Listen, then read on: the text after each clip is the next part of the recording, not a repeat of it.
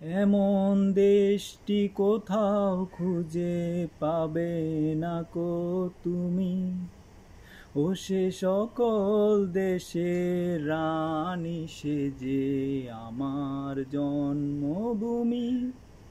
আসলে ভাই গানটা যেন মনে হয় যেন এখন বাস্তবে রূপান্তরিত হইতেছে। যেভাবে একজনের পাশে পাশে মানুষ যেভাবে এগিয়ে আসতেছে, যেভাবে আমরা বাংলাদেশটাকে নতুনভাবে দেখতেছি, সেভাবে দেখি মনেই হচ্ছে যে এই গানের সাথে এই দেশটার এখন পুরোপুরি মিলে যাচ্ছে।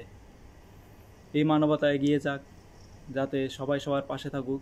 ধর্ম বর্ণ নির্বিশেষে সবাই আমরা মানুষ, তাই সবার পাশে সবাই। এটা দেখে মনের মধ্যে যে একটা শান্তি আসতেছে, সেটা বলে বোঝানোর মতো না।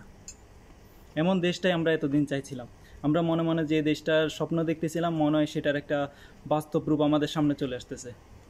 এমনই তো একটা দেশ চাইছিলাম আমরা, যে কেউ কাউকে ভেদাভেদ না করে সবাই সবার বিপদ আপদে এগিয়ে ঝাঁপিয়ে পড়বে।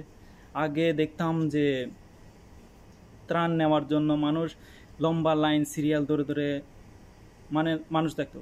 এখন দেখতেছি তার উল্টোটা।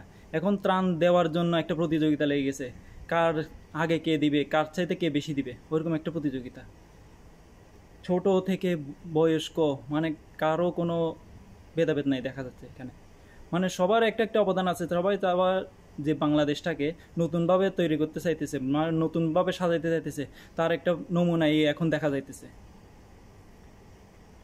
এই বন্যা কবলিত এই জায়গার মধ্যে যারা এখানে পরিশ্রম করতেছে, অকুলত পরিশ্রম করতেছে, সবাইয়ের জন্য দোয়া রইল, ভালোবাসা রইল। তারা যদি এগুলো না করতো তাহলে আমরা আগে নিতে পারতাম না। সবাই বাংলাদেশটাকে যে এত নতুনভাবে রূপ দেবে, নতুনভাবে যেভাবে সাজিয়ে তুলবে, সেটা আমাদের কল্পনার বাইরে ছিল।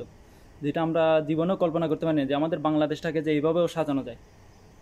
আমাদের স্বপ্নটা স্বপ্নই ছিল, এখন মনে যেন সেটা বাস্তবে রূপান্তরিত হইতেছে।